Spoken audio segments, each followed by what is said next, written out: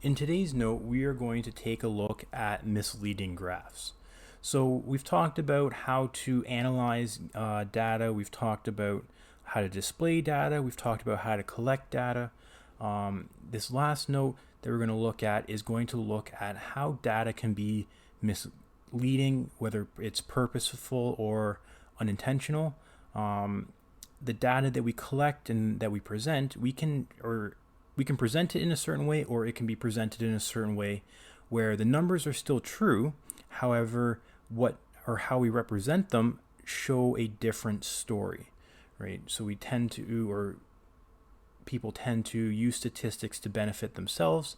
So whether if they can't fake the numbers, then they just try to mislead or misrepresent them in how they display them. So what can make a graph misleading? In our first example, we can see here, if the scale is too narrow or there is not a big enough range, data looks like it has a big difference, but it does not. So if I look at this graph here, looking at payroll employment in the millions and looking at basically dollar amounts over the years, we can see that it looks like there's a drastic drop. We've hit a recession, it drops down, and then it starts to climb back up after apparently what is a tax cut imposed by, I believe, the president. Here it looks like there's a drastic drop and a large increase, so you could argue, okay, yes, like whatever he did or whatever they did here at this line did something, right? It seemed to work, it did the right thing, the numbers are on the up. However, if you look at the scale over here, you'll see that the numbers aren't dropping by that much. In the grand scheme of things, they go from 132 down to just below 130, and then they climb back up to above 133. And that's over 5 years. So there's not too much of an actual decrease.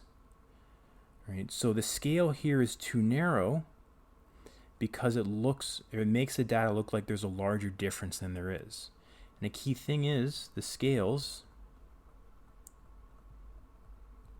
should always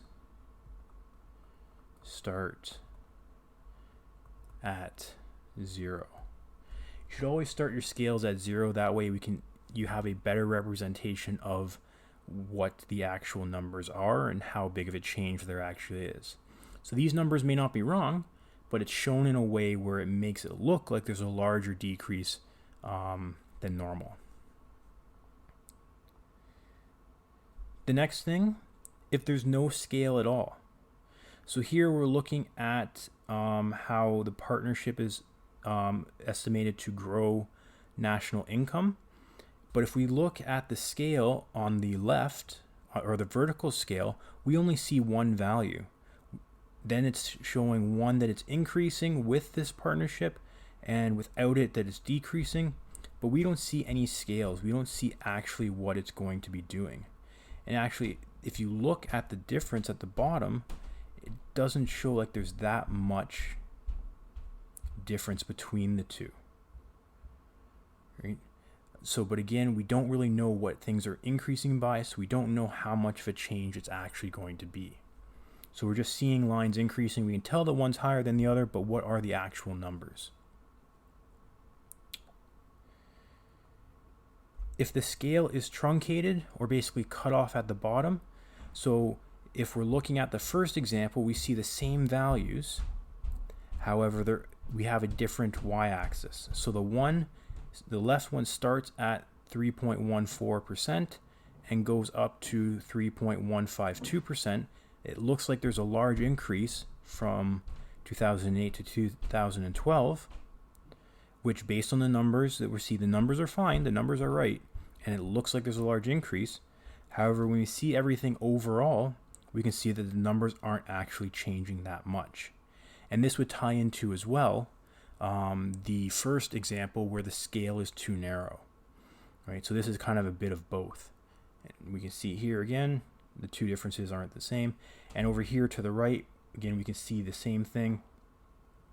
it looks like there's a drastic difference between how many people want Britain to leave the EU and how many people want them to stay. But if we look at the actual scale, right, we can see that it's starting at 37%, so it makes the remaining group look smaller than it actually is, and the actual difference between them is only 4%. So again, the scale is truncated or cut off at the bottom, as well as it's a narrow scale, so it's making the difference look larger than it is.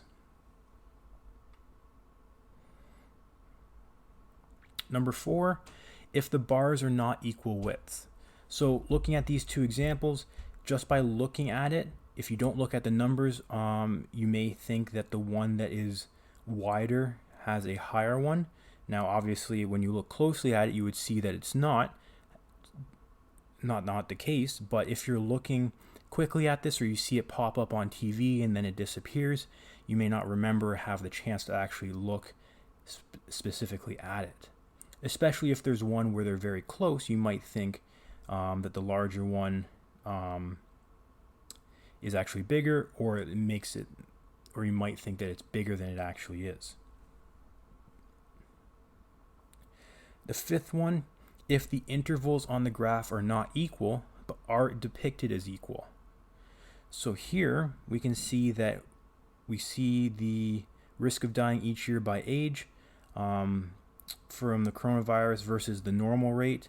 And if we're looking at the actual numbers, we can see, okay, it doesn't look like there's that much of a difference, especially with catching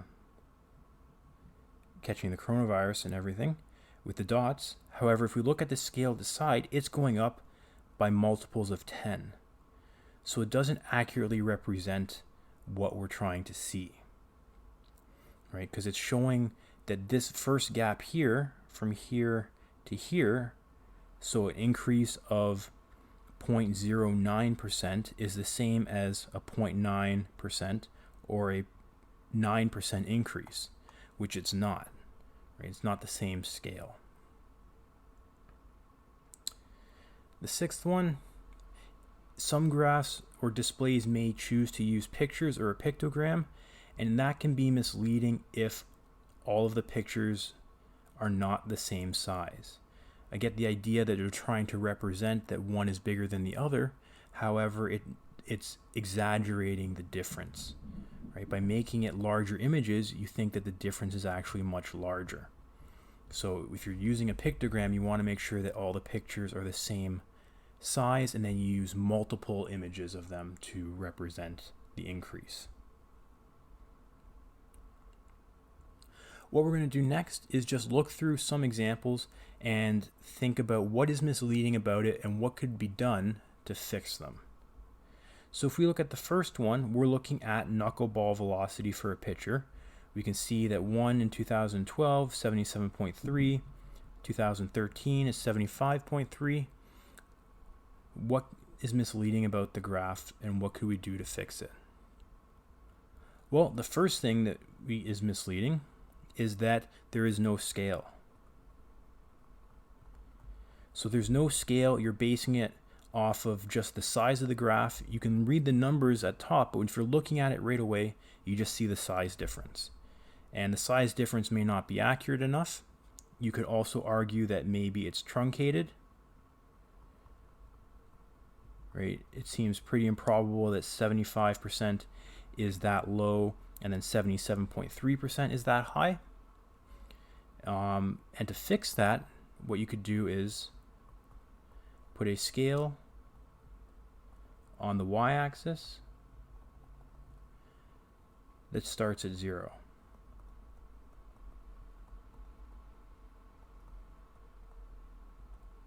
So that would fix that issue.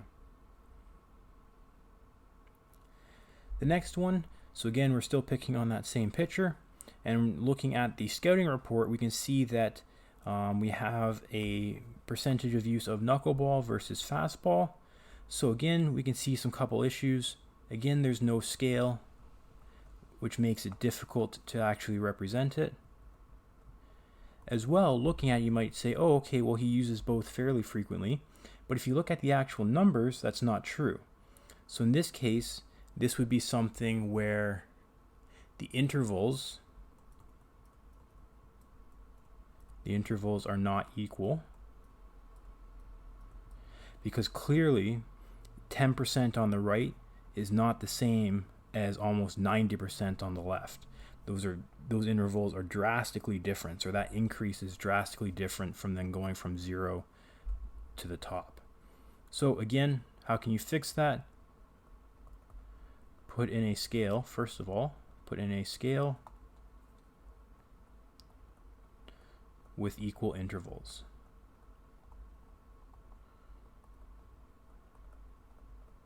So basically just fixing everything that we've just done, or just the opposite. So no scale, we'll put in a scale. Intervals are, should be not equal. Well, then let's make them equal.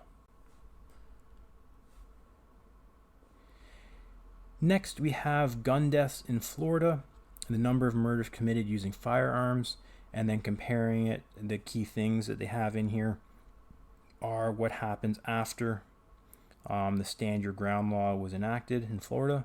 So what is wrong with this graph?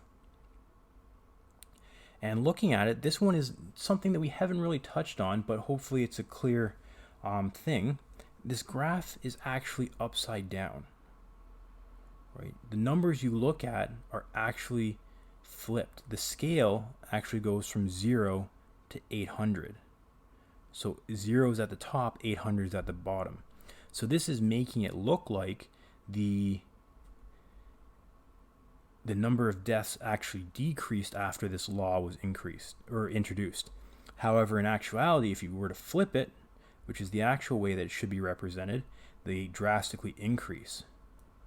So here the scale is inverted, and they've also colored it to emphasize that decrease, right? You actually see more of that decrease. So how do we fix this? Start with 0 at the bottom, right?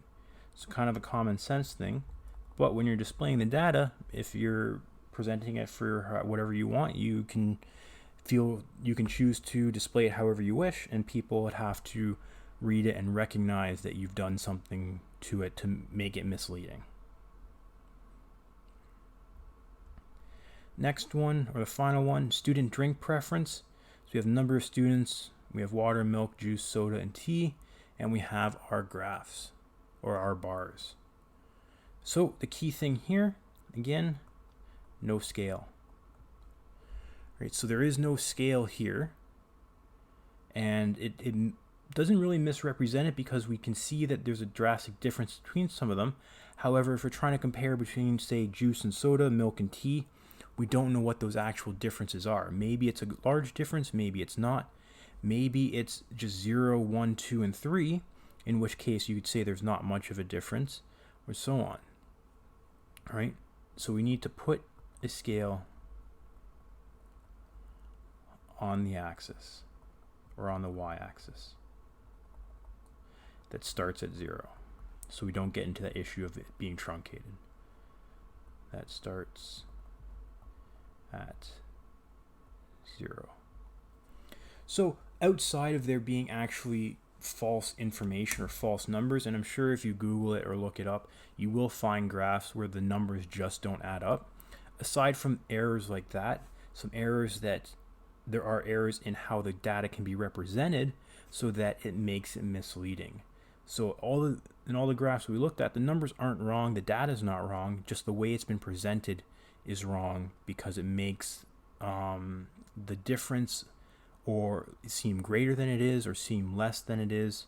And again, depending on what the narrative or what your position is, you may choose to present it this way because it favors your position or not. But the main thing is to just be aware, read the graphs, understand how they could be manipulated to be misleading, just so that you become a more informed reader.